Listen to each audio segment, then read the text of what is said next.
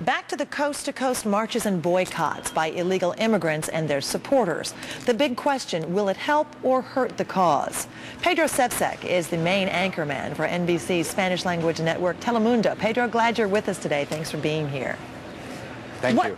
What do you think is most important to the people who are taking part in today's events? Basically, putting pressure on our democracy, doing these big rallies in a peaceful way, and people are looking forward to the possibility of some kind of legalization for the undocumented people. That's basically the platform, and I think it's going to help the cause.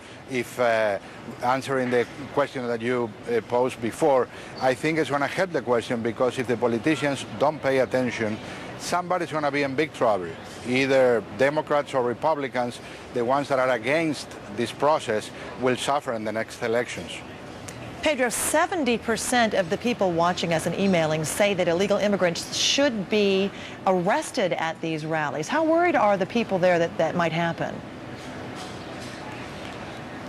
Can you imagine arresting 1 million people? That's basically the answer. It's going to be like weeks before, at least 1 million people in 25 cities around the country.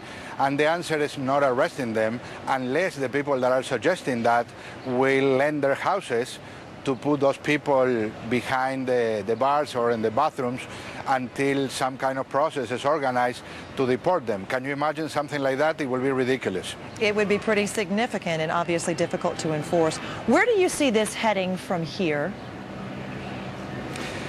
Well, the problem is going to be in the House. I think in the Senate there's some kind of consensus to approve something that includes a stronger enforcement, a guest worker program, and then some way of legalizing at least the people that has been here for a while. The problem is going to be in the House, where the positions are a lot stronger against the illegal immigration. But remember, 20 years ago, Simpson Massoli entered history as a bill that, an amnesty that permit like at least 4 or 5 million people to legalize their situations. So there's a precedent for that, and this is a country of precedents. Pedro, how prepared do you think these immigrants are to actually get some coaching and become political activists now to try to lobby for their cause? It's very interesting, because it's going to be, very hard down the road. But at this point, spontaneously, a lot of people are mobilizing in different situations, taking aside their obligations and putting a lot of time and effort in this situation.